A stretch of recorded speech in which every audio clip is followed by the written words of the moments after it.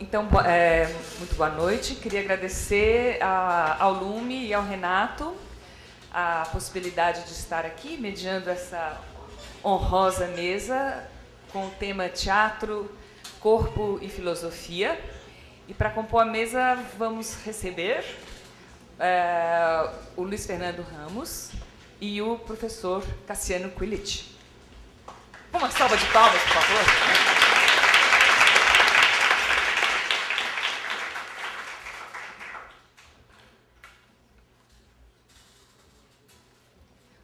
Luiz Fernando, Cassiano. Luiz Fernando é jornalista, cientista social, fez o seu mestrado na área de teatro, estudando o trabalho do Galícia, da poética radical do Galícia, e o seu doutorado é sobre literatura brasileira, em especial a obra do Beckett, né, as rubricas do Godot, não foi? Do Beckett em geral. Então, atualmente, os interesses na área de pesquisa do professor, me corrija se eu estiver errada, são em relação às mimeses, ou mimeses, teatralidade e antiteatralidade, não só nas artes cênicas, mas também nas artes plásticas, música e cinema. Por se dedicar ao espetáculo contemporâneo, então, é natural que o professor se debruce sobre hibridismo nas artes. E aqui, à minha esquerda, o professor Cassiano Quilic. Lembrar que Luiz Fernando também é dramaturgo e diretor, né? Na Morta, você teve em cena? Então, isso que eu também... eu falei assim, será que na Morta ele só dirigiu ou se ele esteve em cena também? Porque é bacana, porque a gente... Está vendo? A Morta. Então, a gente vai ouvir de duas pessoas com essa experiência do corpo em cena, para estar falando sobre, né, corpo, teatro e filosofia. Parece que vem, né, dois críticos, né, para comentar sobre. E o Cassiano, que é formado em antropologia, fez o mestrado dele sobre liminaridades, como é que chama mesmo? Teatro experimental. Liminaridade e mercado, né? Bem curioso o mercado no final, né? Tem bastante a ver com o que a gente vinha conversando ontem, e o doutorado sobre o teatro ritual do Artaud. Também é dramaturgo, também foi ator na juventude, tive a possibilidade de vê-lo atuando em muitas peças Ubu, né? No Ubu. Tinha um grupo junto. Trabalharam juntos, já só estão aqui se reencontrando, que bonito. Legal. Mas eu acho muito bacana a gente ouvir essa trajetória de quem, a primeira entrada, teve essa fisicalidade grande, né, de começar lá por dentro.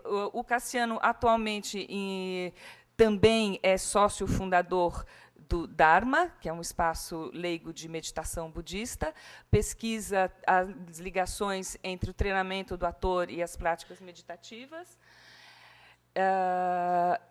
E, na área de pesquisa, acho que é mais no campo do ator, né? Então, vocês têm 20 minutos só? 20 a 30 minutos. Então, temos dois espetáculos muito interessantes, em 82 e em 85. Portanto, nenhum de vocês era nascido na época, mas... E prazer estar com a Verônica aqui também, minha companheira de outros carnavais. E eu preferi, com essa questão do tempo e a complexidade do tema, né, eu preferi escrever, talvez para poder ser preciso, né? Então, desculpem, mas eu vou ler. Vou tentar ler bem. O nome da mesa é Corpo, Teatro e Filosofia. Corpo, : Teatro e Filosofia. A partir daí que eu comecei.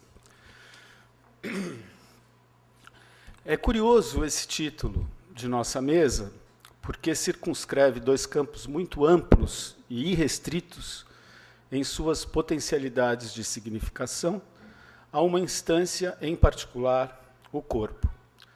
Entendo o recorte e creio que é coerente com o universo de pesquisa e de criação do Lume.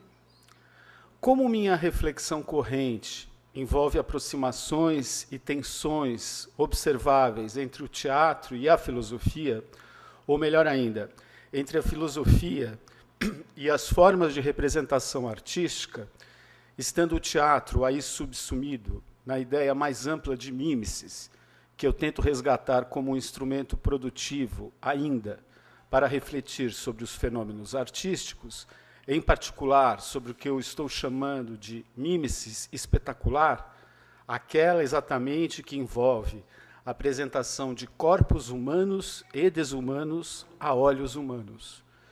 Me permitirei, por isso mesmo, torcer um pouco a temática proposta e sugerir um novo título para recomeçar a partir dele. Os corpos do teatro e da filosofia, encontros e desencontros. Isso implicará numa rápida remissão histórica às relações e tensões entre a produção teatral e a reflexão filosófica sobre ela. Em seguida, ampliarei o escopo para ensaiar, pensar, de uma maneira geral, extrateatral e extracorporal, as teorias e a filosofia da arte na perspectiva da criação, ou melhor dizendo, com o foco na ideia do pensamento como invenção, ou da invenção de pensamentos.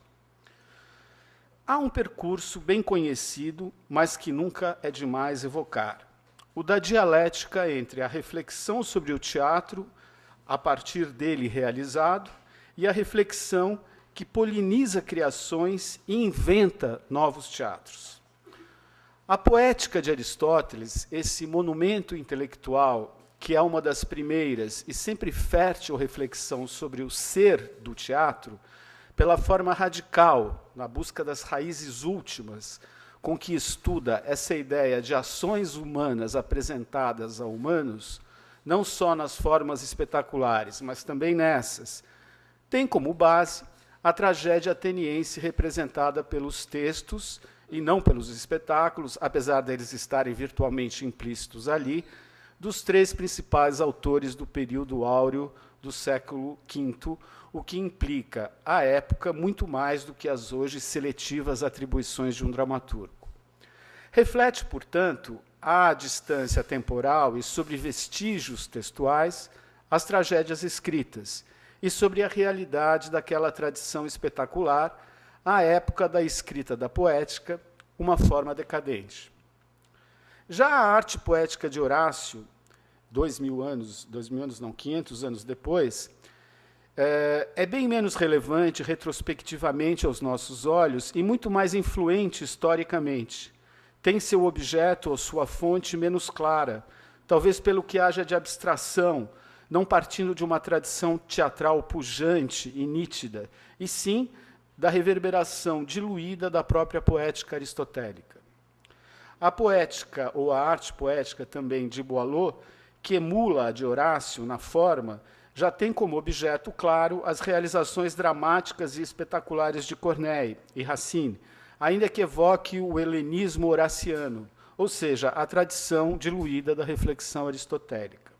Então temos Diderot, que, resgatando Aristóteles, o coloca de pé de novo, da ponta cabeça que o neoclassicismo tinha deixado. Mas antes de se bastarem apresentar a poética depurada, claramente visiona, ou vislumbra visionariamente, uma nova cena, e a descreve melhor teoricamente do que é capaz de fazê-lo como dramaturgo, estando a arte do diálogo entre suas especialidades, mas não a do tecelão de ações.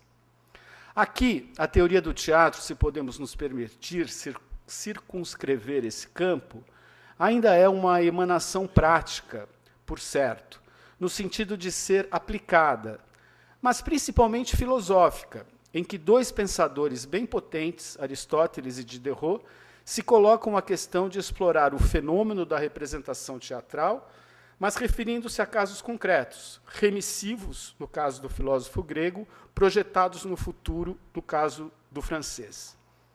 A partir de Kant, e do que eu chamo de minimização do aspecto mimético ou de mímese espetacular na exposição e fruição artística, ou seja, do arrefecimento do vetor da finalidade, do efeito, nos deslocamos do plano da lógica do realismo, da mimesis como espelho, para a do romantismo, grande fonte das vanguardas e da arte moderna, da mimesis como lente, transfiguração do real.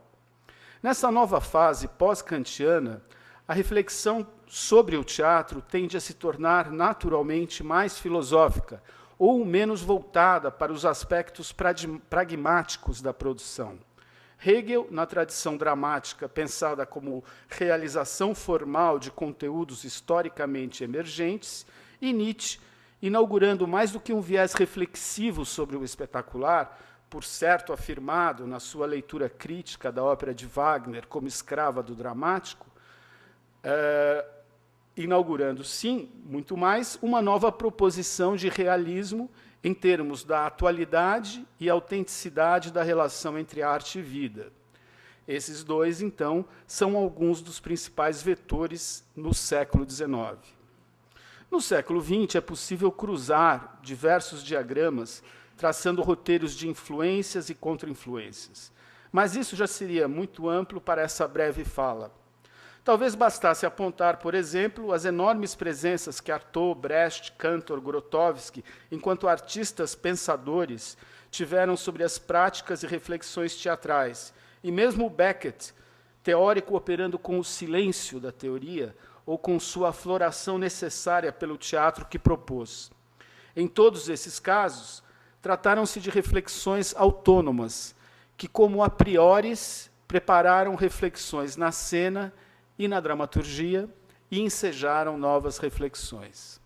De outro lado, filósofos como Heidegger, Merleau-Ponty, Derrida, Foucault, Deleuze, Lyotard ou Agamben são amplamente reverberados na produção teórica e espetacular mais recente, talvez exemplificando uma fase em que a filosofia, francamente, torna-se impulsionadora de novas formas teatrais, mais do que reflexiva a respeito delas, mas em que prossegue se alimentando das próprias realizações espetaculares, como os textos de Deleuze sobre as peças televisivas de Beckett e sobre o teatro de Carmelo Beni são exemplares. Tudo isso acontece em um momento, principalmente no Brasil, em que os estudos acadêmicos em artes cênicas estão muito desenvolvidos, e as margens de operação entre o que seria a teoria sobre o teatro ou sobre a cena e a filosofia ou as leituras filosóficas sobre o teatro e a arte estão muito aproximadas. Diante desse quadro preliminar, eu gostaria de fazer uma colocação bem pessoal de como vejo na minha própria pesquisa essa questão e como reivindico para a produção teórica almejável, se não o travo filosófico, pelo menos, e talvez isso seja o mais importante, um caráter inventivo, a ser tão ou mais decisivo nela do que nos processos criativos em si. O primeiro passo é colocar-se o desafio de pensar um problema, ou de tentar uma solução provisória a um problema que se tenha claramente configurado, sem partir de algo externo a ele, seja teoria produzida por outros artistas, seja filosofia não voltada a princípio às questões que se quer abordar. Quero dizer, a ideia de definir um projeto de pesquisa, por exemplo, elegendo de cara um filósofo em quem vou me basear, como se fosse uma roupa de grife que escolho antes de sair à rua, é um caminho que me parece pouco produtivo, quando se tem como meta o pensamento como invenção. Sempre me parecerá mais interessante submeter-se à própria intuição, combinando, a partir dela, um trabalho preparatório de aragem do terreno com a consolidação do mesmo, através do esforço braçal, de organizar-se em leituras bem realizadas e assimiladas através de um registro diligente, de modo a que sejam depois acessíveis e resgatáveis e não se percam. A partir desse trabalho, que poderá ser todo voltado à assimilação de um determinado filósofo ou teórico, mas sempre subordinado à intuição guia, que houvesse se precipitado, o pesquisador poderá se colocar em risco de contato com o inesperado, com uma ideia lancinante que se lhe ocorra vinda, não dessas leituras prévias, mas de algum lugar nele em que, por alguma razão, entre elas os resíduos dessas próprias leituras incluídos, ela se cristalize como um vetor original, ou pelo menos resultante desse processo, desse processamento interno.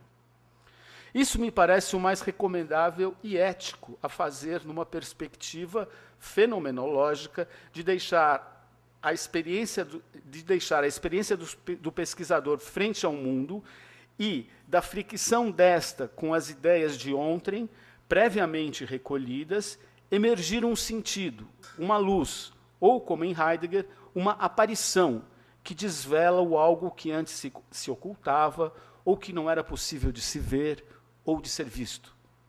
Este também me parece o caminho mais saudável numa perspectiva cientificista, ou, se quiserem, positivista, que agrega avanços só a partir de legítimos enfrentamentos empíricos.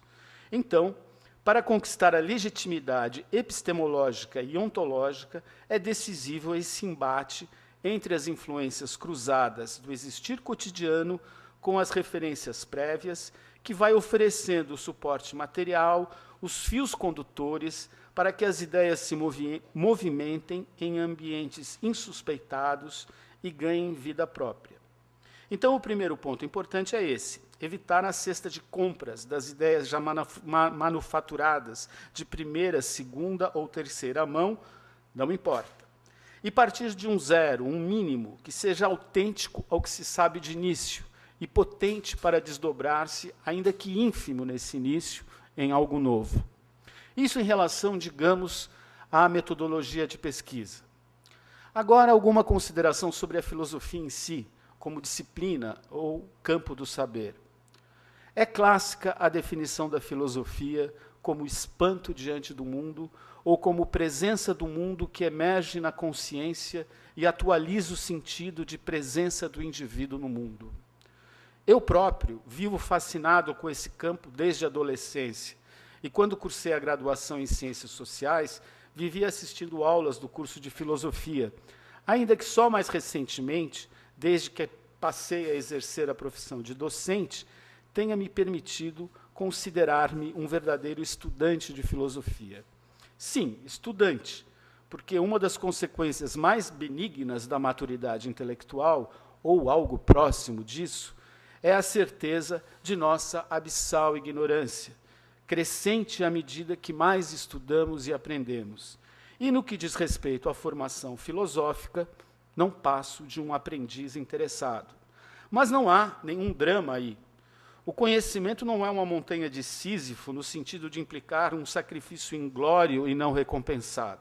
Vejo-o mais como uma urna arejada e sempre preenchível, em que ter mais nunca é demais, e saber um pouco é merecer a graça de perceber a impossibilidade de ter tudo, de mencionar a infinitude do ignoto, reconhecê-lo como um buraco negro, traduzindo em miúdos, amor pelo saber, ou amantes do saber, filosofia. Há também o teatro e os tão recentes estudos teatrais, já que, como vimos, até o século XX foram filósofos os que mais fortemente pensaram sobre ele. Mas sabemos também, como já se pontuou, que grandes criadores sempre produziram reflexão relevante, ainda que às vezes sob a pele de suas ficções, Shakespeare sendo talvez o exemplo mais eloquente disso. O teatro, que é uma arte, ou que pelo menos aspira a essa condição, já que pela sua dimensão artesanal e pela sua efemeridade enquanto fenômeno e funcionalidade social, seja visto por alguns como o oposto da verdadeira arte. Até a literatura, que na poética aparece como uma arte não ainda nomeada, conquistou antes que o teatro, compreendido como fenômeno espetacular, a paridade com as belas artes, pintura e escultura. Só no século XX, com a consolidação da autonomia do teatro frente à literatura e seu desdobramento como arte sujeita à invenção, que, inclusive, vão se consolidar os estudos teatrais como um campo de investigação filosófica e teórica em si mesmo. enquanto arte prática, artesanato que dispõe de meios técnicos específicos para explorar o campo empírico e daí arrancar conhecimento, o teatro está mais perto da ciência que da filosofia, pois opera preponderantemente no particular para obter resultados imediatos, e não no universal ou numa generalização ampla. Mas quando se liberta destas contingências pragmáticas e é pensado ou obrado, seja teoricamente, seja enquanto espetáculo de pura invenção, alcança-se descolar do contingente e, como qualquer arte maior, aproximar-se da filosofia, na medida em que tangencia universalidades. Como disse Mark Rothko, o grande pintor norte-americano, no artigo Particularização e Generalização, em um livro que reuniu seus escritos teóricos chamado A Realidade do Artista, Filosofias da Arte, o artista está mais próximo do filósofo do que do cientista. Este, o cientista, busca apresentar leis que governam um fenômeno específico ou categoria da matéria ou energia dentro dos limites específicos e condições de sua operação. Fecha aspas.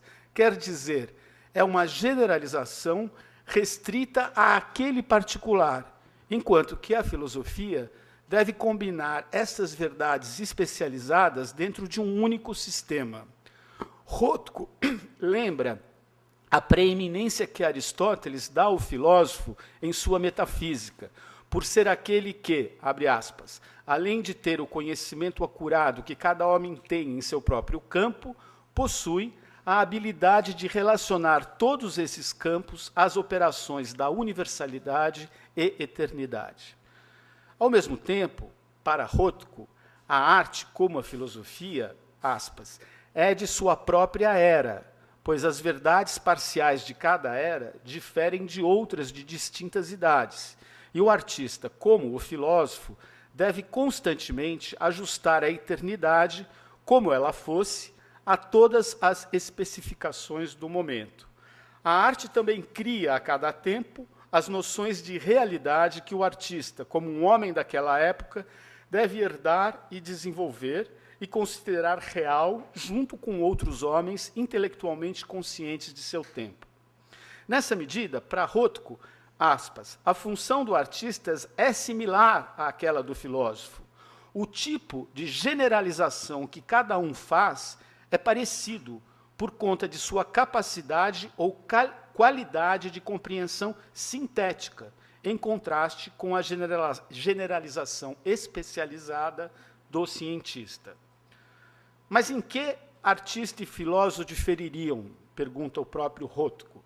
A sua hipótese, aqui traduzida de forma telegráfica, é que o filósofo se coloca a tarefa de reduzir numa generalização todas as coisas externas perceptíveis ao homem, incluindo os próprios aparatos de percepção e os produtos reais da sensação concreta, com o fim de melhorar a conduta humana, ou seja, com um fim ético. Já o artista, na visão de Rothko, se também se propõe a reduzir todas as experiências visando o homem, seu objetivo é diferente, pois ele, aspas, deve reduzir tudo que é subjetivo e objetivo com o fim de informar sobre a sensualidade humana. Ele tenta colocar o ser humano em contato direto com verdades eternas por meio da redução dessas verdades ao reino da sensualidade, que é a linguagem básica para a experiência humana de todas as coisas. Voltando ao nosso ponto, um olhar mais filosófico para o teatro, ou essa possibilidade de uma filosofia da arte e do teatro, é uma tendência crescente nos estudos teatrais. Eu próprio fui moldando o curso em que mais concentrei minha experiência docente na universidade ao padrão de uma história das ideias, reunindo um conjunto de reflexões marcadas pelos tempos e circunstâncias em que afloraram, a maioria delas oriundas de filósofos, mas também de artistas, voltadas para o fenômeno do teatro ou das artes do espetáculo, pensada como todas aquelas artes performativas que têm na presença realçada de corpos humanos e desumanos a olhos humanos, numa situação temporal, sua razão de ser. Corpos se dando a ver simultaneamente a outros corpos que os veem. Presença e duração. Nesse aspecto, um livro recente de Hans Gumbrecht, em torno da produção de presença contra a produção de sentido, como uma característica marcante da arte contemporânea, apesar de voltado para os estudos literários, é exemplar dessa virtuosa relação dos estúdios teatrais com a filosofia. Ali, Gumbrecht, por exemplo, encontra em Heidegger o melhor suporte para levar adiante a sua intuição, e me faz ter vontade de estudar a fundo o próprio Heidegger. Um último ponto a salientar, que tem a ver com a minha atual pesquisa, em que concluo 2 triênios como pesquisador do CNPq. O teatro é como uma arte viva, o que os ingleses vêm chamando de live art, e eu prefiro nomear como mimeses espetaculares com uma margem de invenção possível. Quer dizer, que não são técnicas que reproduzem espetáculos eivados de redundância, esportes, religião, eventos cívicos, musicais, teatro brechtiano clássico, teatro naturalista clássico, enfim. Mas novas formas espetaculares que se desdobram das tradições consolidadas. Pois bem, o teatro, enquanto arte espetacular e performativa, viva, é naturalmente histórico, ou seja, renova-se a cada momento histórico e suas possibilidades, como as da filosofia e da ciência, parecem infinitas. Ao mesmo tempo, há nele sempre uma dimensão concreta, incontornável, uma dimensão física mínima, para que se caracterize como tal, os tais corpos operando diante de olhos, que guarda uma transversalidade atemporal. O ser espetacular do teatro sempre o foi, ainda que os corpos e os olhos variem.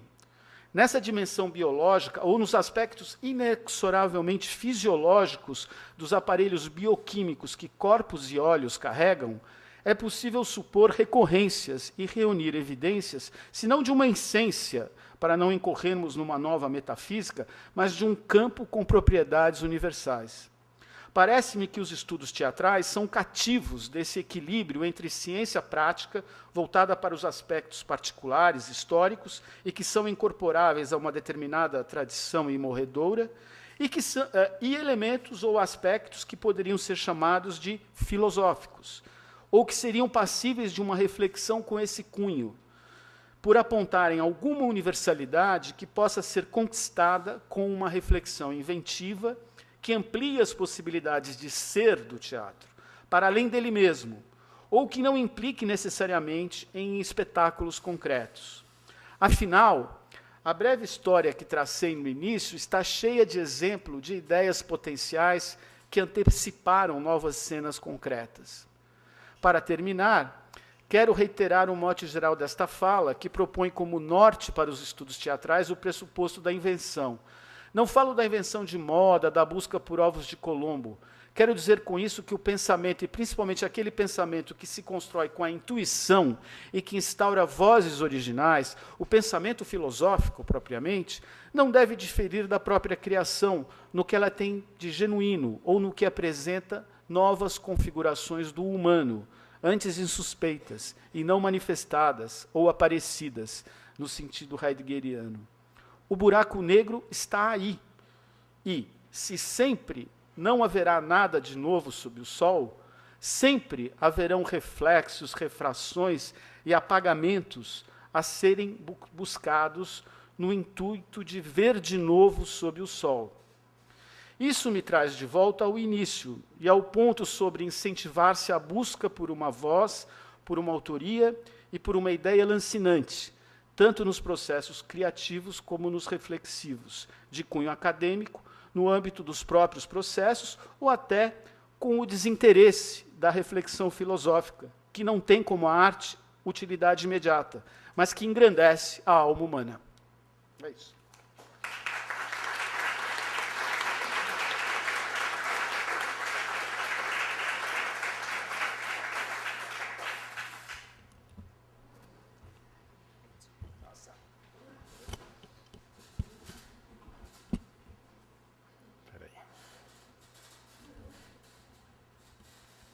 Boa noite a todos. Também gostaria de agradecer imensamente o convite do Renato e do Lume para estar aqui hoje à noite com vocês.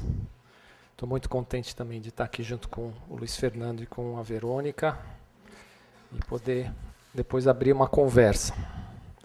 Eu também, em função, do tempo reduzido, escrevi um texto. Eu me permiti, ao contrário do Nando, assim, fazer um recorte mais específico dentro do tema amplo da mesa. Eu acho que o texto, eu não vou me estender muito em explicações iniciais, porque eu acho que o texto vai dizer por si. Assim. Então, o título que eu dei para ele é Notas Críticas sobre as técnicas de si e a experimentação artística. A obra de Foucault tem sido uma das referências mais frequentes nos estudos teóricos e práticos do teatro contemporâneo e da performance, inclusive no Brasil. Ao lado de outros autores do chamado pós-estruturalismo, Deleuze, Guattari, Lyotard, Derrida, Foucault é frequentemente evocado, principalmente quando se trata de abordar o corpo e suas formas de sujeição e enredamento nas relações de poder. Alguns conceitos chaves do seu pensamento, como os de dispositivos disciplinares e das estratégias de saber-poder que teriam se expandido no Ocidente a partir dos séculos XVII e XVIII, são utilizados para construir uma perspectiva crítica sobre o presente e, ao mesmo tempo, inspirar experimentações artísticas que visariam não só a renovação das linguagens, como também a transformação do sujeito. A intersecção entre o pensamento de Foucault e a reflexão artística é particularmente presente quando se trata de considerar a arte como campo que coloca em jogo as possibilidades de reinvenção do próprio artista, pretendendo assim contaminar ou convidar o público a compartilhar da sua experiência. Pretendo aqui pensar alguns temas específicos que aparecem no último Foucault, quando se opera uma transformação significativa de suas abordagens. Refiro-me especialmente ao curso dado no Collège de France, em 1982, depois publicado com o nome de Hermenêutica do Sujeito. Em torno das discussões promovidas pelo livro, existem também uma série de entrevistas concedidas nos 2 últimos anos da sua vida, importantes aqui para a nossa reflexão. Também é meu intuito apontar algumas problematizações críticas da sua obra, inclusive na bibliografia brasileira, de modo a contribuir para que sua apropriação por pesquisadores da área artística não seja pautada por uma adesão muito imediatista ou meramente ideológica. Aqui eu acho que conversa bastante com o que você falou. Alguns comentadores assinalam a verdadeira reviravolta que o curso de 1982 representou na obra de Foucault. Diz Frederic Gross, o curso de 82 se revela decisivo, situando-se no cerne vivo de uma mutação de problemática, de uma revolução conceitual. Mas revolução é, sem dúvida, demasiado rápido para se falar do que foi antes uma maturação lenta, um percurso sem alarde, que devia conduzir Foucault às margens do cuidado de si. Fecha aspas. Essa maturação lenta se expressa, em primeiro lugar, no novo recorte histórico de investigação. Boa parte do trabalho de Foucault apoiava-se no estudo do Ocidente a partir da Renascença, dividida em 2 grandes épocas, a clássica e a moderna. É só a partir dos 2 últimos volumes de História da Sexualidade que Foucault se voltará para a antiguidade greco-latina, delimitando um período que se estende do século V a.C. ao século II de nossa era. Como se o seu ambicioso projeto nietzschiano de traçar uma genealogia do sujeito moderno exigisse a abordagem de camadas e estratos mais remotos, que antecederam a própria estabilização do cristianismo como referência central da civilização ocidental. Mas não se trata só de uma mudança de enfoque temporal. É a questão teórica que se transforma.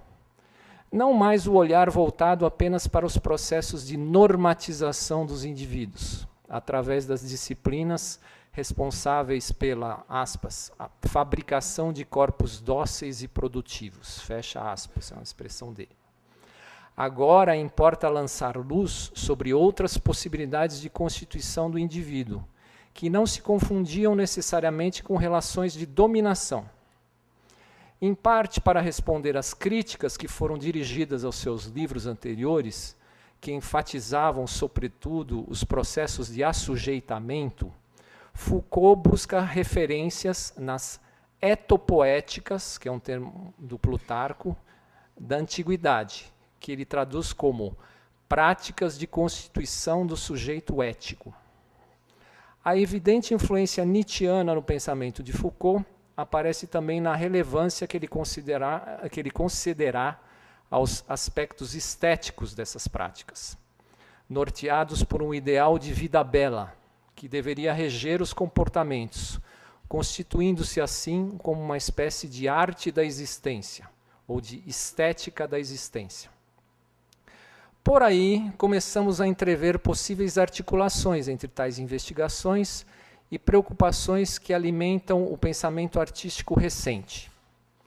O ponto de contato mais evidente se dá em relação ao tema recorrente no modernismo da fusão entre arte e vida.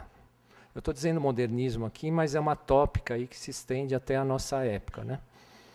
Essa questão da relação arte e vida, né? Essa angústia, né, de retomar essa relação entre arte e vida. Um exemplo da influência do seu pensamento encontra-se na obra do ensaísta Nicolas Bourriaud, abre aspas, Formas de Vida, a arte moderna e a invenção de si. Para este autor, boa parte da arte moderna se constituiria como resposta a um contexto profissional normativo e à lógica do mercado, explorando os interstícios do produtivismo e a ação humana moldada pela esfera técnica do mundo industrial. Em contraposição, vários artistas minimizariam a importância dos produtos, abre aspas, exaltando o gesto, a gratuidade e a dilapidação das energias, o alegre esbanjamento das forças produtivas, fecha aspas.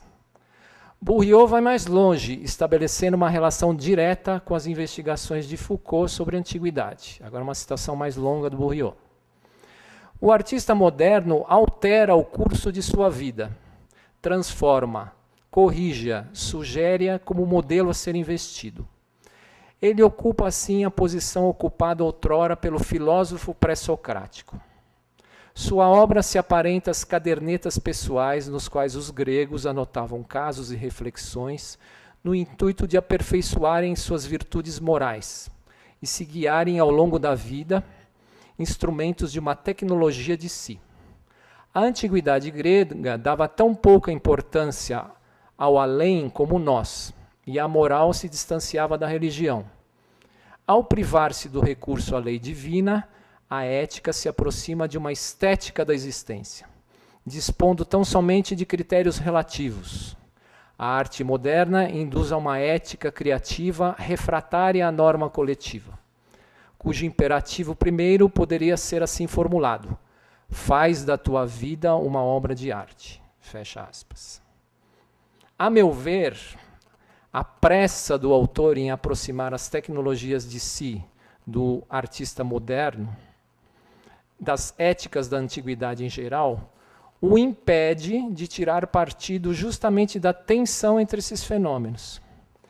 O estudo da antiguidade pode ser particularmente produtivo na medida em que provoque também certo estranhamento, crítico e criativo, em relação ao uso das técnicas de si na arte atual.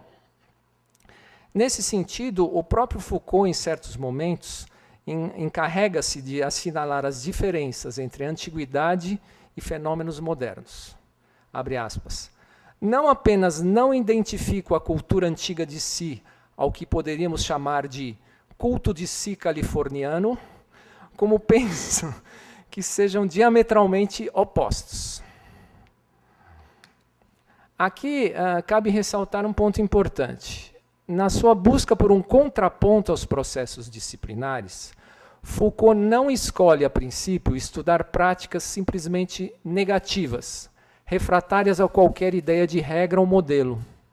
Pelo contrário, ele afirma seu fascínio, abre aspas, pela ideia que a moral pode ser uma estrutura muito forte de existência, sem estar ligado a um sistema autoritário, nem jurídico em si, nem a uma estrutura de disciplina. Fecha aspas.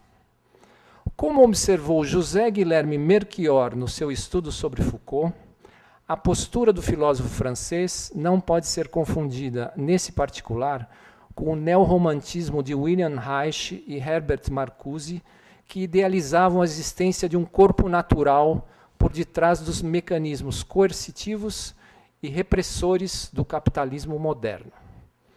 Esse livro do Melchior é pouco comentado, é um livro interessantíssimo.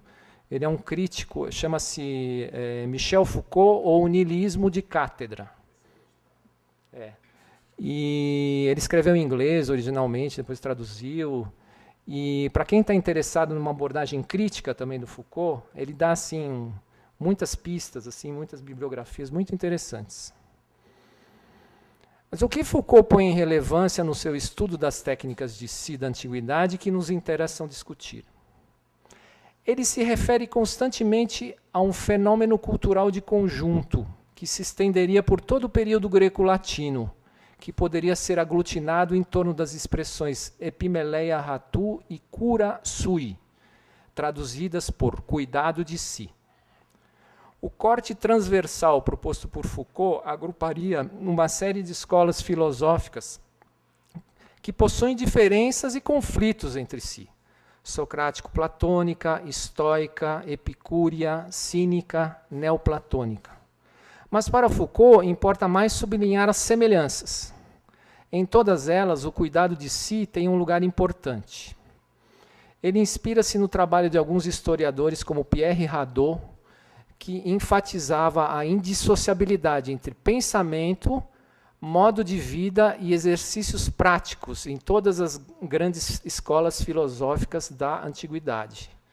Diz Hadot que o discurso filosófico da antiguidade deve ser compreendido na perspectiva do modo de vida no qual ele é, ao mesmo tempo, o meio e a expressão, e, em consequência, que a filosofia é, sobretudo, uma maneira de viver.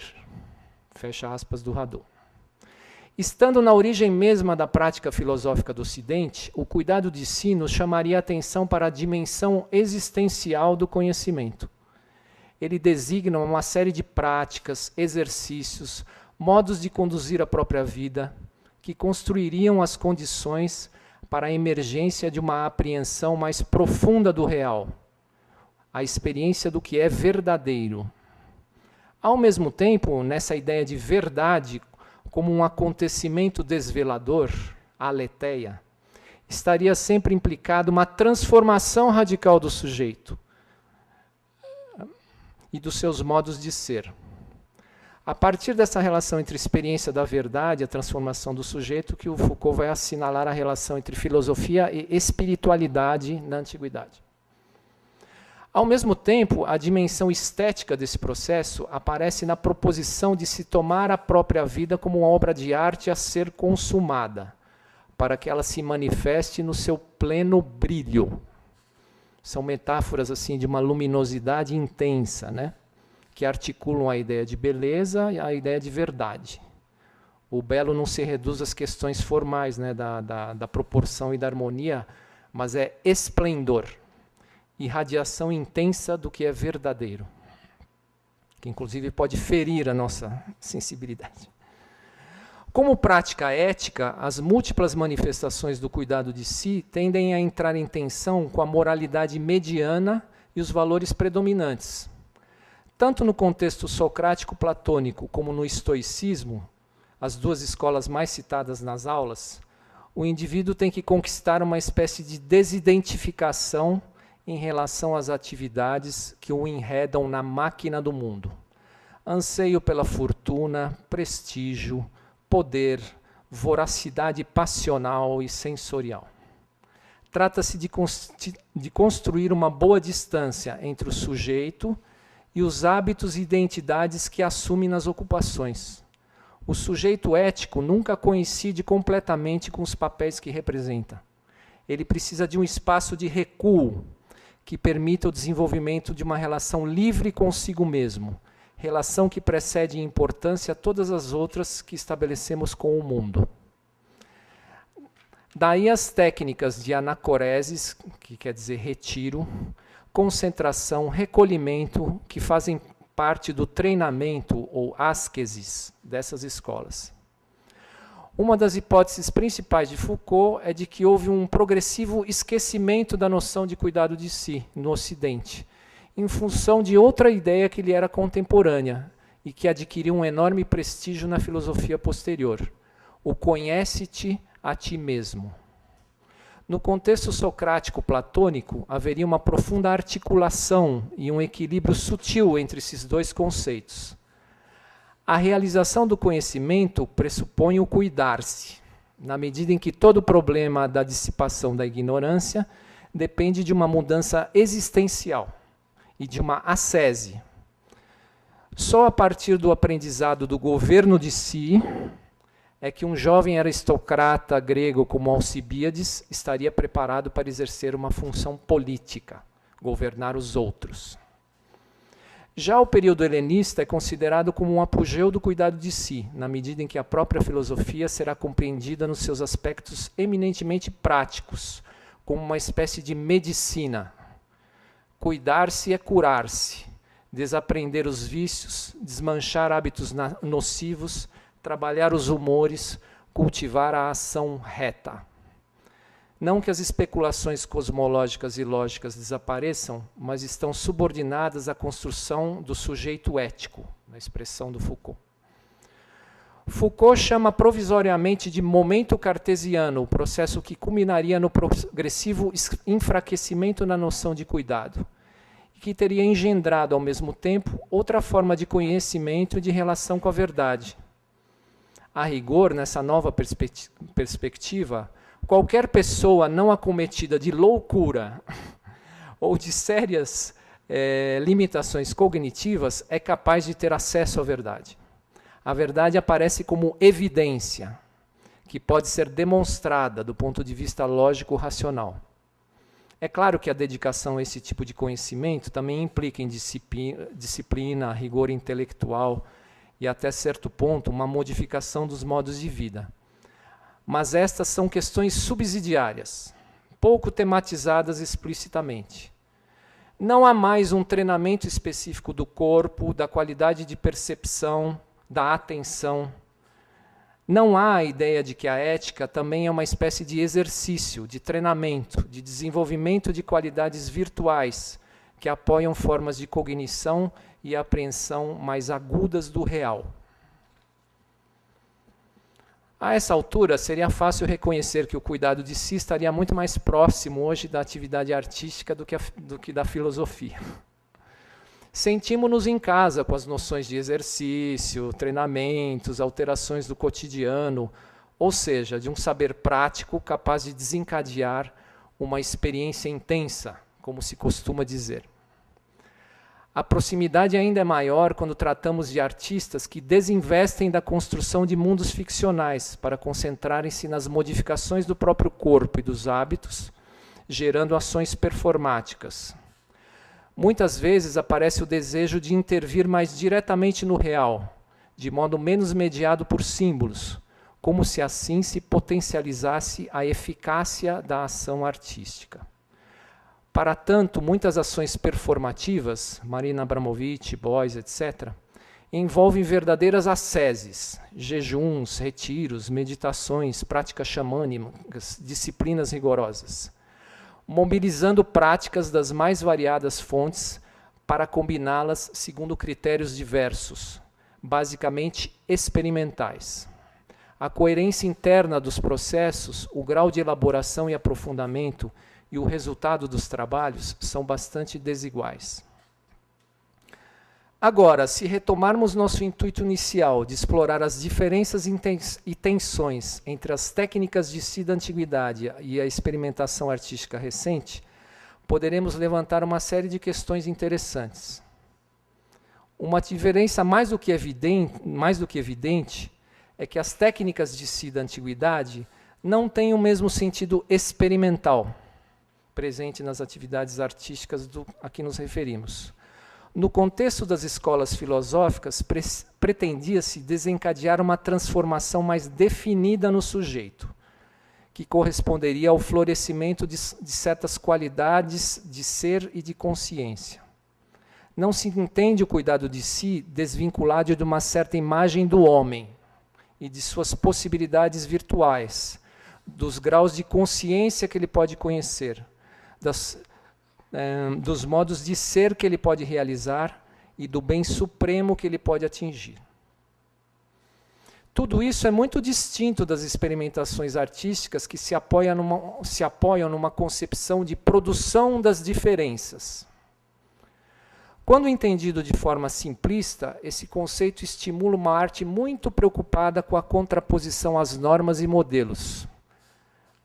A ética criativa refratária à norma coletiva, no dizer de Bourriot, como se ela pudesse se alimentar apenas desse tipo de contraposição. Como vimos, as escolas filosóficas frequentemente se contrapunham à moral mediana e aos modos de vida consagrados. Nesse sentido, elas produziam diferença, mas não era qualquer diferença que interessava. Isto porque, segundo esse pensamento, aquilo que extrapola a norma pode acontecer em diversos sentidos, tanto na direção da realização das possibilidades superiores do homem, quanto de um modo disruptivo e puramente caótico. É necessário, portanto, considerar a qualidade das diferenças desencadeadas, o modo com que se rompe com a norma. Aqui tem uma nota importante, vocês me permitem aqui, que é importante acrescentar aqui que esta não é uma discussão que está totalmente ausente dos autores pós-estruturalistas, hoje utilizados na discussão sobre teatro contemporâneo e performance. Por exemplo, Deleuze e Guattari descrevem os perigos de se sucumbir aos buracos negros quando se está num processo de desmanchamento do organismo em direção ao corpo sem órgãos. Então tem um jeito que você sai da norma que também você sucumbe a um caos, né? Este me parece um critério importante quando se trata de cuidar de processos artísticos que pretendem investir radicalmente na desestabilização de modelos e referentes. O artista tem que desenvolver modos de avaliar e lidar com os estados de corpo-mente, muitas vezes sutis, que ele pretende desencadear em si mesmo e no público. Qualidades de consciência, atenção, afetividade, energia, reflexão. Se as técnicas e experimentações artísticas têm grandes pretensões, certamente elas terão de ser acompanhadas por um conhecimento teórico-prático que lhe garantam precisão, eficácia e a sua qualidade ética. Um conhecimento desse tipo não pode estar baseado apenas em experimentações mais ou menos isoladas de indivíduos talentosos. Ele exige processos de transmissão, aperfeiçoamento, renovação de saberes, práticas, técnicas, que se dá de geração a geração. Um pouco como acontece nas tradições.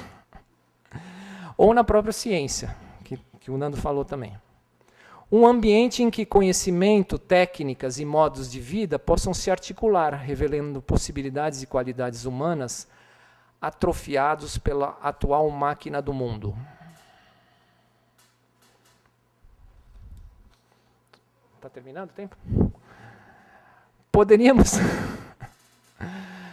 Poderíamos nos perguntar também sobre a questão da verdade nas práticas teatrais e performáticas contemporâneas. Os verdadeiros artistas. A forte tendência à negação do sentido mimético e ficcional da cena e a afirmação de ações artísticas que se ancorariam na ordem do real não expressariam uma espécie de desejo de verdade? Mesmo a forte presença do pensamento nietzschiano e de outros teóricos que colocam sob suspeita qualquer pretensão à verdade, parece não eliminar totalmente a questão. É importante, assim, perguntar-nos sobre as noções de real que permeiam os discursos e práticas performativos na atualidade. Parece-me, de maneira geral, tratar-se de um real que se opõe fortemente ao simbólico, irrompendo de modo cruel, traumático ou sublime na experiência. Hipóteses que mereceriam outras investigações e desenvolvimentos. Por fim, cabe lembrar que o estudo do cuidado de si como arte da existência pode se tornar um exercício puramente teórico-racional. Isso porque o que nos resta das escolas da antiguidade são basicamente textos. Elas não existem mais como tradições vivas de uma prática de si. Por isso, para compreendermos efetivamente o que significam tais artes da existência, talvez possamos lançar mão do estudo de culturas em que esse tipo de transmissão não se rompeu. Nisso, o Oriente ainda tem muito a nos ensinar. Mas esse é um assunto para desenvolver numa outra oportunidade. Tá bom.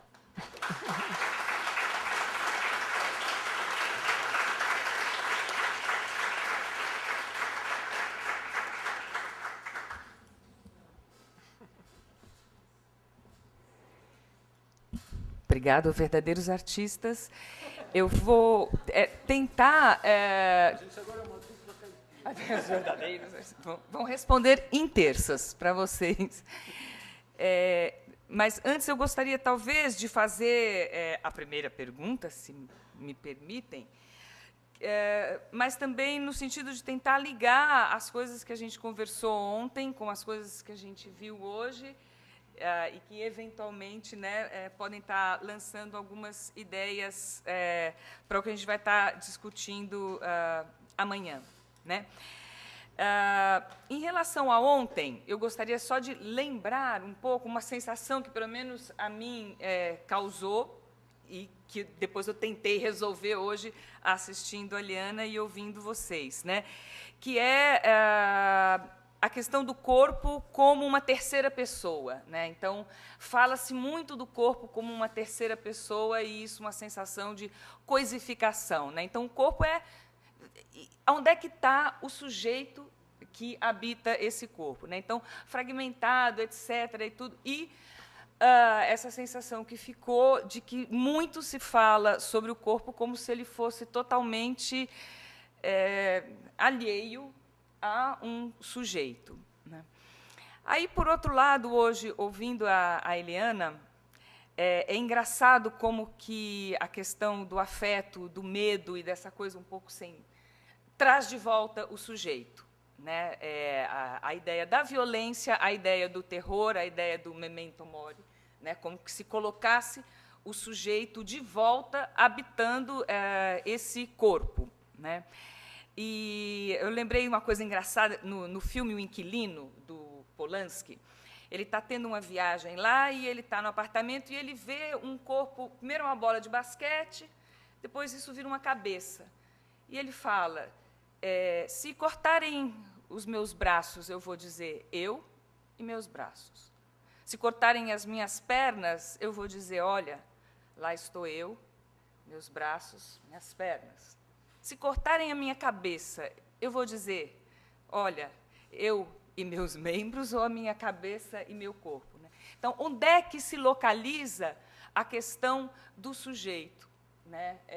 Assim, concretamente no corpo, né? E eu achei muito interessante como que, pela seleção de imagens que a Eliana veio trazendo, essa questão da cabeça, e aí tem logo, né, vamos dizer assim, um rebatimento na ideia da máscara, né, do teatro, como essa coisa forte dessa relação da cabeça como algo que cola de novo, né, o sujeito a essa ideia da coisa mais, vamos dizer, coisificada do corpo.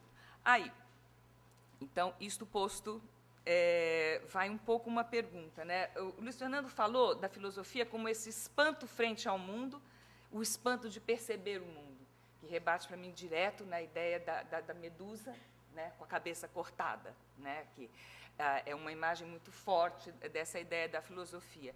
O Cassiano traz essa ideia da filosofia como técnicas, né, como essa ideia do cuidado de si. Então, a gente vê na filosofia esse movimento de tentar reconstruir o sujeito, né? Então, de um lado, a gente tem a cena picotando, né, literalmente, do outro lado, essa busca, né, de reconstrução, a ideia do cuidado de si. E eu pergunto também o espaço da alteridade, onde é que estaria? Né? Isso é uma coisa. A outra coisa foi uma rebarba da palestra anterior que me questionou muito sobre o teatro parece estar de fora das contaminações da vida, né? Então, a gente tentando buscar essa ideia do cuidar de si, essa retomada, né, dessa ligação arte-vida e, ao mesmo tempo, essa sensação de estar alheio, né, de estar, vamos dizer, um pouco ao lado. O teatro, né, claro que a gente tem as liminaridades todas, né, e o Cassiano terminou com essa pergunta, o real em oposição ao simbólico, né? Então, você vê, assim, tentando trazer várias percepções, tanto intelectuais, né, partindo dessa ideia, mesmo quando você diz da invenção e intuição e na criação, né, do pensamento como uma construção de uma singularidade, partindo de um sujeito. Então, essa questão corpo e sujeito, resumindo. É para você. Você está mais preparado aqui. Eu vou pegar uma coisa. Foi um monte. Talvez até para desenvolver um pouquinho essas questões finais aqui, né?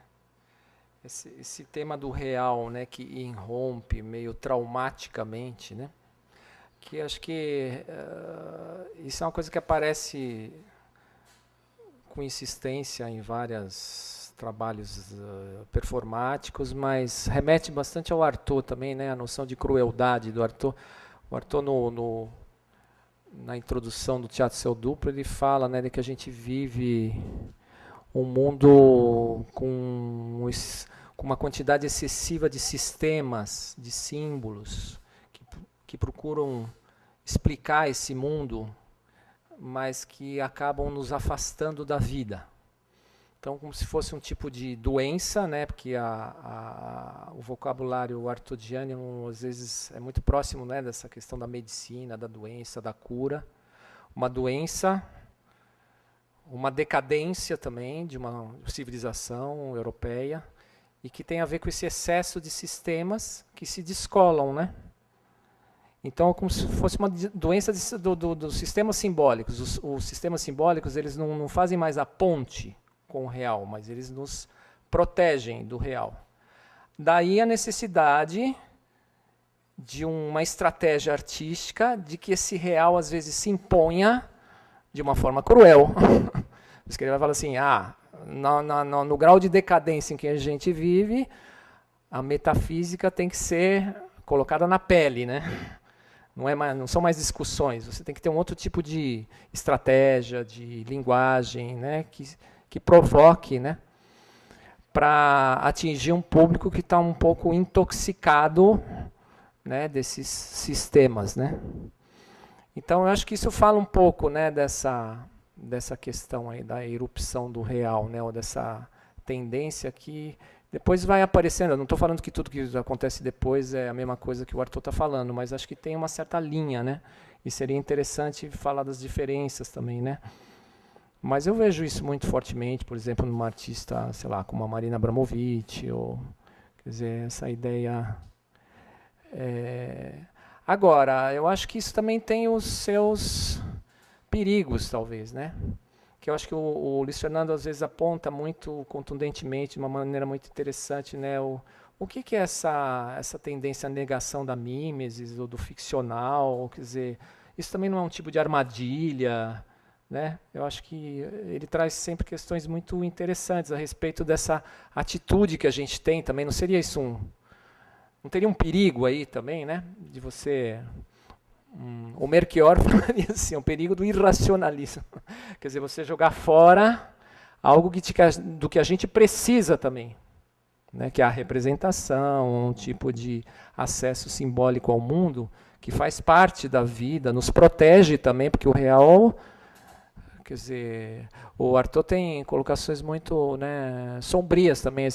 Ele fala assim, por causa dessa cultura ignorante, né, que a gente vive, é como se a vida se vingasse, né, através das catástrofes. Então, no real retorna alguma coisa que a gente não está sabendo lidar, né? Então, acho que esse é um tema muito interessante. Mas acho que é bom suspender também essa atitude um pouco automática de já desvalorizar, né, aquilo que é o ficcional, mimético, aquilo que tem um acesso mais indireto, né, às questões, e sempre apostar num tipo de ação, né, que tem essa violência, essa crueldade. Eu não sei, acho que tem lugares para as coisas, né, diferentes. Não sei, não estou elaborando aqui na hora. Contemporânea, a ideia de hierarquias do real.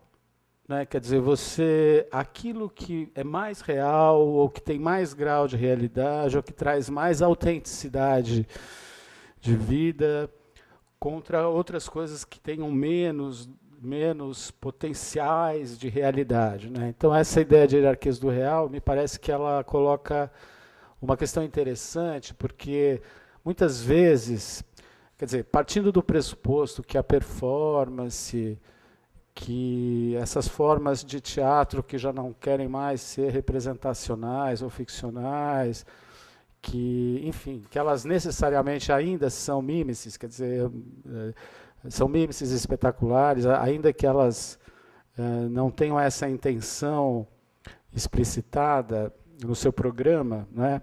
Elas inexoravelmente assim o são, queiram ou não queiram aqueles que as emitem, porque assim serão percebidas, ou assim serão tomadas. Muitas vezes, uma obra de arte espetacular, por exemplo, 2 exemplos, o Matthew Barney, que é um artista híbrido, totalmente híbrido, que é artista plástico, cineasta, performer, totalmente inclassificável. E outro artista que eu acho que está muito próximo dele, até curiosamente nessa mesma combinação, que é o Romeo Castellucci, ou a Società Raffaello Sanzio, que não é só o Romeo Castellucci, é a Clara Guildi e a Cláudia Castellucci, que é uma trinca que trabalha há 30 anos juntos, realizam espetáculos que são absolutamente opacos, no sentido de não oferecerem quase nenhum grau de leitura tradicional, colocarem o espectador numa situação realmente de aporia, de não saber o que fazer com aquilo que eles estão recebendo, alcançam trazer o real, me parece, muito mais do que formas espetaculares que estão com a fachada de real e que, na verdade, estão basicamente na caricatura do real, ou estão na ficção do real, né? Como se o real pudesse também ser uma coisa que não tem, como uma cebola, que você não tem fundo, quer dizer, é uma casca que vai descascando. Então, eu acho que é interessante, é provocação, né? Assim, eu fiz esse artigo meio assim, o que vai vir? Porque realmente, cutucando minha companheira Silvia Fernandes, que tem um texto sobre o real, sobre a emergência do real, eu falei assim, não, mas como é que é esse real aí e tal? Vamos ver e tal. Então, enfim, eu acho que... Mas aí eu estou exatamente nesse momento de fechar essa... Não é brincadeira você pegar esse tema da mimesis, né, que é um tema muito amplo, porque envolve muitas disciplinas, envolve muitas leituras filosóficas, literárias. A parte do teatro é a menos explorada, inclusive, e é até por isso que eu me permiti, acho que pouco se escreveu na perspectiva contemporânea sobre a questão da mimesis, que, aliás, eu sempre gosto de lembrar, a primeira vez que na civilização ocidental alguém pensou a questão da mimesis, oficialmente, que foi no livro 3 da República, o Platão, ele pensou referindo-se especificamente ao fenômeno do teatro, até por oposição à narrativa homérica, que seria diegética e não mimética. Depois ele, já no livro 10, ele encampa as outras artes sobre esse conceito. Mas, então, esse conceito que nasce para discutir essa questão da apresentação espetacular, né, ele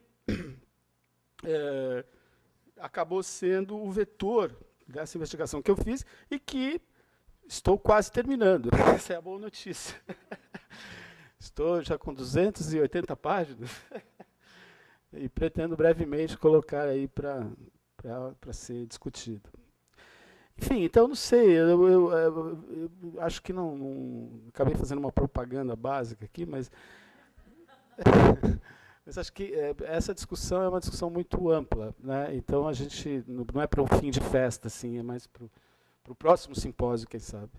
Sugestão para o Renato.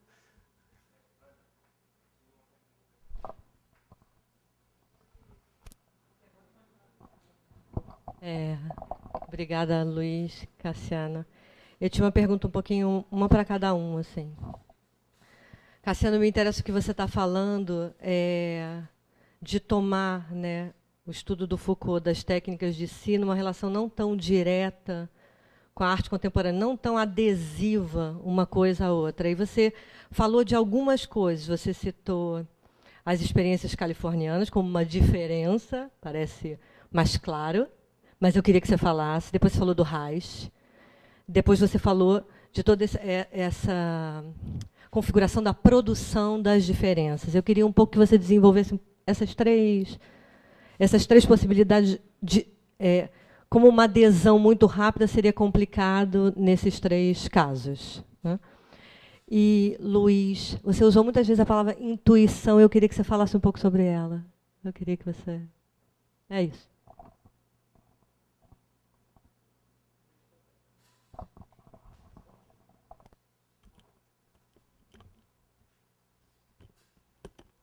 Eu acho que uma das coisas principais que eu insisti é essa não adesão imediata, ou essa não, que eu tentei apontar até num exemplo aqui do Bourriot, que é um autor que está sendo mais traduzido e as pessoas estão usando muito. Inclusive tem uma série de erros nessa, porque o Foucault não trabalha com os pré-socráticos. Bom, mas assim, eu acho que esse é um ponto importante, né? Porque às vezes... Isso tem a ver um pouco com a nossa experiência de professor, né, de orientador, né, que acho que o Nando falou bastante também, né, desse uso que as pessoas vão fazendo dos conceitos e tudo. E acho que é mais produtivo você trabalhar com as tensões, né, entre as coisas. Tem proximidades, analogias, mas tem tensões, tem diferenças importantes. A história do culto de si californiano é uma expressão do próprio Foucault, assim, numa entrevista, que já estavam falando assim, você está interessado agora nessa história aí, né, da estética da existência e não sei o quê, e como uma crítica a ele, né, como se ele estivesse aderindo, talvez até em parte ele estivesse aderindo também, mas assim, um certo ambiente contracultural e tudo, e ele vai muito enfaticamente falar que não, que ele está trabalhando inclusive com fenômenos que geraram as éticas mais austeras que o Ocidente conheceu. E ele está trabalhando com isso não no sentido só de uma crítica ao caráter repressivo dessas éticas, pelo contrário. Ele é de um caráter que coloca em questão o problema da liberdade do homem, do autodomínio do homem, né? Então ele dá uma outra direção para essa investigação. A história do Reich é um comentário que o Melchior fala no livro dele sobre o Foucault. Ele fala assim, olha, nessa questão a gente tem que realmente diferenciar o Foucault de outros autores anteriores, como Reich ou Marcuse, que faziam uma certa contraposição, né, entre uma ideia né, de uma cultura coercitiva, repressiva no capitalismo moderno e da existência de um corpo natural, entendeu? Que tivesse assim, né, abafado por isso. Ele fala assim, o Foucault não está fazendo isso, não está falando de corpo natural nenhum. Aliás, isso eu acho um ponto muito interessante, para mesmo, né, você que que trabalha com o Grotowski, e muitos artistas, quer dizer, essa figura desse corpo, sei lá, que não está submetido às regras e que tem uma organicidade, eu não sei. Isso acho que tem pano para manga nesse tema, assim, né? Então, basicamente isso. Eu não lembro agora da terceira coisa que você falou. Eu acho que eu uso, isso tem a ver com aquele texto lá que escrevi do contemporâneo também, né? Quer dizer, que você usa isso que parece tão extemporâneo, tão fora como um elemento de tensionamento do presente.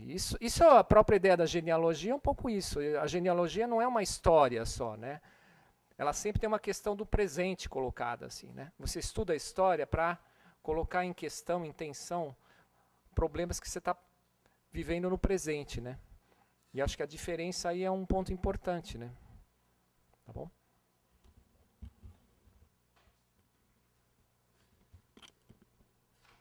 Olha, Tatiana, eu não sei, eu tenho intuição. Não, eu sou um cara intuitivo. A minha vida inteira, tudo que eu fiz de melhor foi intuitivamente. Eu tive que ralar em muitos sentidos, como jornalista, como depois quando eu me tornei acadêmico, professor, pesquisador e tal. E sempre, isso para mim foi se tornando quase que assumir isso, né, hoje com 55 anos que eu tenho, quer dizer, eu tenho essa intuição de que todas as pessoas têm nelas alguma coisa que a gente pode chamar de intuição, que não está necessariamente ligado com negar o conhecimento, ou com negar o estudo, ou com negar o esforço intelectual de adquirir alguma coisa sem a facilidade que a intuição pode sugerir, que a intuição pode sugerir uma coisa de superficialidade, uma coisa de você ficar só por fora, né, de você nunca entrar, como diz esse último verso do Caetano Veloso no disco da Gal Costa, né, me convidam para mudar o mundo, né, é fácil não ver o fundo, né, não olhar o fundo, quer dizer, não é nesse sentido, mas ao contrário, vendo assim muita gente que chega com uma ideia de projeto de pesquisa ou com um approach, assim, com algum tipo de abordagem com a questão do conhecimento e com a questão da pesquisa, que já vem toda envelopada em algumas grifes, em alguns nomes, em alguns autores, que vem como uma espécie de proteção, e a intuição não está sendo trabalhada em nenhum nível. Então, quando eu penso na ideia da invenção, associada à criação de pensamento, ao próprio pensamento, e aproximando, portanto, essa ideia de um pensamento que pode ser tão criativo quanto um processo criativo, propriamente dito, teatral, literário, enfim, me parece que a principal ferramenta para isso, que opera isso, é a intuição do indivíduo, né? É claro que ela só... mas os índios, por exemplo, né, se você pensar qual é o saber dos índios, é enorme, né? Está cada vez mais consolidada a ideia de que os índios sabem muito mais do que se imaginava, ainda mais agora com essas questões da floresta ser mantida, como é que se mantém a floresta. O conhecimento dos índios é um conhecimento prático, né? É um conhecimento prático, mas é um conhecimento prático que basicamente ele não foi adquirido num processo escolar, né, num processo de transmissão.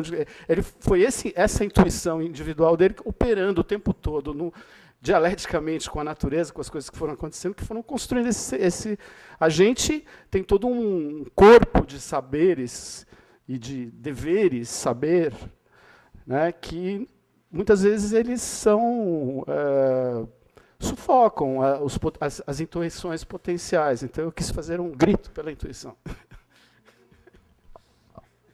Bom, infelizmente, por conta do horário, a gente vai fazer a última pergunta para alguém da internet. Desculpem, se alguém Tinha, ainda.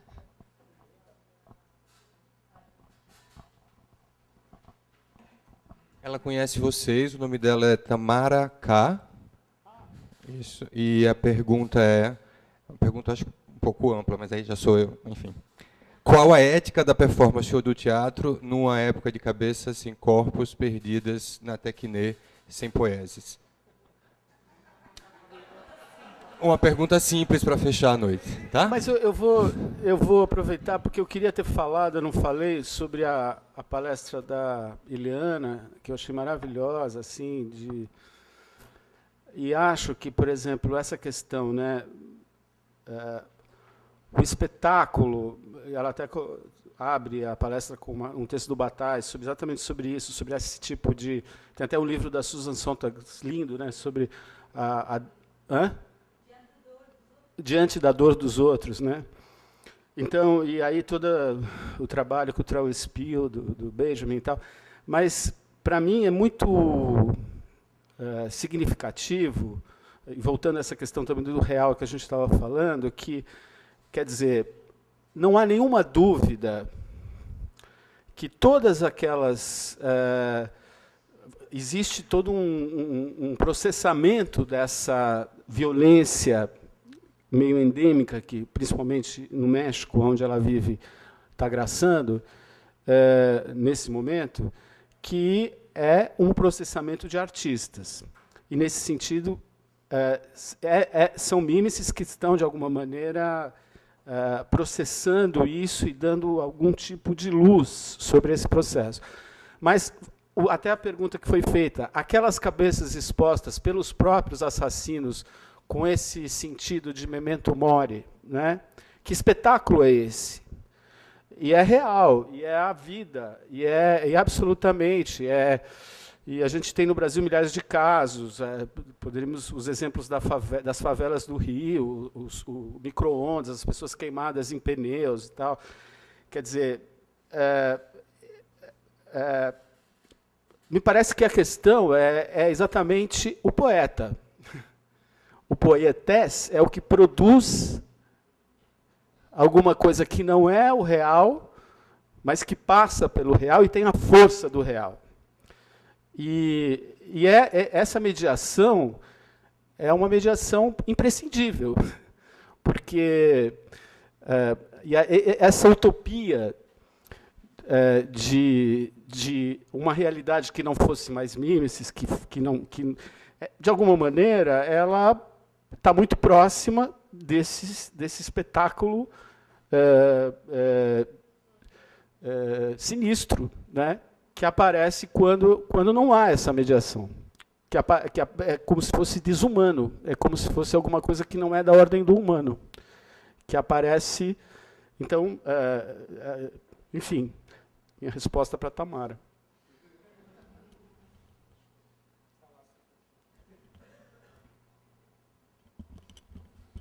Oi, Tamara. Estranho falar assim. Mas achei ótimo, Luciano, lembrar da primeira palestra, assim, que eu acho que... qual que é a ética, né, da performance e toda essa continuidade da pergunta? Acho que tem a ver com o enfrentamento da questão do sofrimento, né?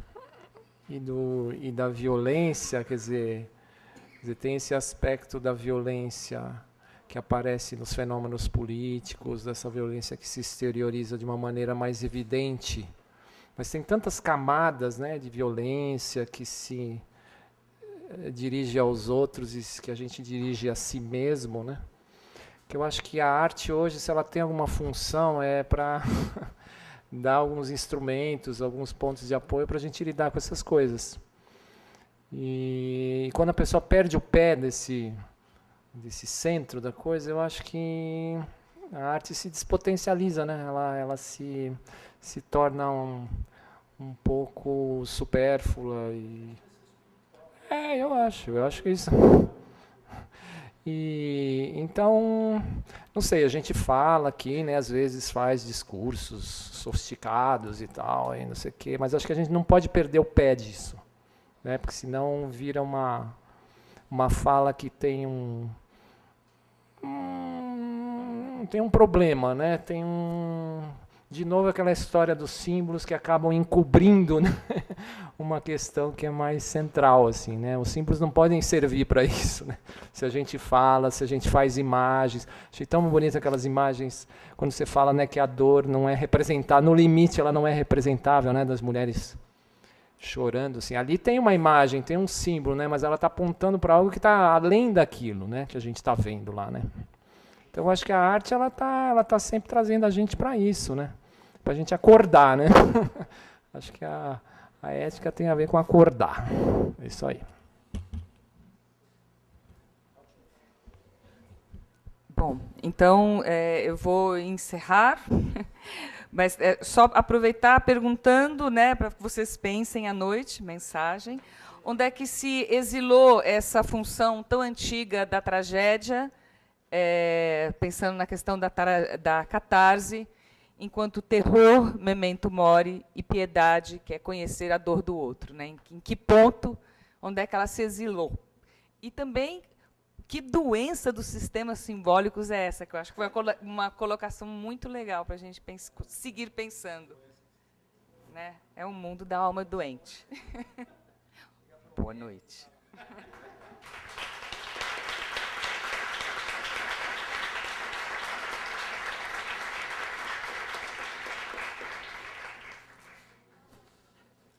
Muito obrigado a todos. Amanhã, 6h30. O ônibus sai do Lume às 6h20 ou 6h15, tá bom?